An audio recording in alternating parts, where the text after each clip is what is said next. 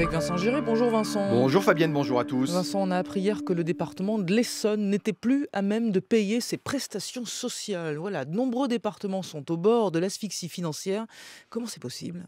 Il y a une chose qu'on a bien vu arriver ces derniers mois, c'est la situation calamiteuse des départements, Fabienne. Vous savez que le département, c'est l'institution sociale, le guichet social de proximité. C'est lui qui règle ce qu'on appelle les allocations individuelles de solidarité, c'est-à-dire le RSA, la prestation de compensation du handicap ou l'allocation personnelle d'autonomie. Eh bien, ces prestations sociales font vivre dans notre pays directement plus de 2,5 millions de Français et sans doute en fait beaucoup plus indirectement. Et cette charge n'a cessé d'enfler avec la crise, bien sûr. Le président de l'association des départements avait d'ailleurs alerté le gouvernement depuis des mois. C'est dire si l'annonce de l'Essonne n'a en réalité surpris personne. Certes, quelques arrière-pensées politiques ne sont pas exclues dans cette affaire, puisque le président de droite de ce département accuse son prédécesseur, le frondeur socialiste Jérôme Guedj, d'avoir conduit une gestion irresponsable. Mais il y a aussi, et surtout les chiffres, la dette de l'Essonne a quand même explosé avec plus d'1 milliard d'euros et un audit a révélé que la cavalerie comptable y était pratiquée à grande échelle. Mais alors, quels sont les risques et qui est vraiment responsable d'ailleurs ? Le risque, Fabienne, c'est que les différentes caisses qui assurent le versement de ces aides ne soient plus à même de le faire, faute de trésorerie,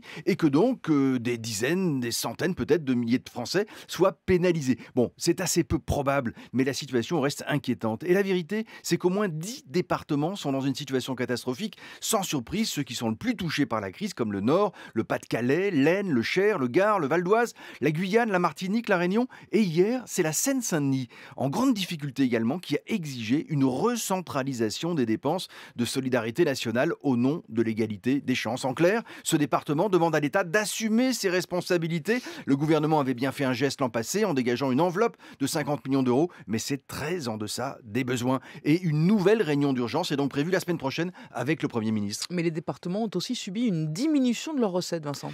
Oui, c'est tout à fait vrai, Fabienne. L'État a réduit le montant de sa dotation aux départements, alors même que leurs charges ne cessaient de croître. On peut donc tirer 3 enseignements de cette affaire. 1. La réforme territoriale a bien redessiné la carte de France avec des grandes régions, mais elle n'a pas mis fin au fameux millefeuille français qui multiplie les structures et surtout les coûts. 2. La France a toujours misé sur la croissance pour combler ses déficits. C'est imprudent pour ne pas dire irresponsable, tant il est clair que cette croissance n'atteindra plus les niveaux d'antan. Enfin, 3. Sans vraie réforme structurelle de notre État-providence, avec des choix collectifs plus justes, plus efficaces, on se condamne à accumuler les dettes et à risquer la faillite. C'est une histoire très française et c'est tout simplement calamiteux.